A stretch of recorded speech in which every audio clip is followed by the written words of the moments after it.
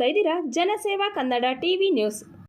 ಕೇರ್ಪೇಟೆ ನಾಡಪ್ರಭು ಕೆಂಪೇಗೌಡರ 515ನೇ ಜಯಂತ್ಯೋತ್ಸವದ ಪ್ರಯುಕ್ತ ಶ್ರೀ ಸುಬ್ರಹ್ಮಣ್ಯ ಸೇವಾ ಟ್ರಸ್ಟ್ ಸಂಸ್ಥಾಪಕ ಅಧ್ಯಕ್ಷ ಹಾಗೂ ಸಮಾಜ ಸೇವಾ BM ಕಿರಣ್ ರವರ ಅಭಿಮಾನಿ ಬಳಗದ ವತಿಯಿಂದ ಕಿಕ್ಕೇರಿ ಪಟ್ಟಣದ ಕೆಂಪೇಗೌಡರ ವೃತ್ತ ಬಳಿ ಉಚಿತ ರಕ್ತದಾನ ಶಿಬಿರ ಹಾಗೂ ರೈತರಿಗೆ ತೆಂಗಿನ ಸಸಿ ನೀಡುವ ಮೂಲಕ ಅರ್ಥಪೂರ್ಣವಾಗಿ ಆಚರಿಸಲಾಯಿತು.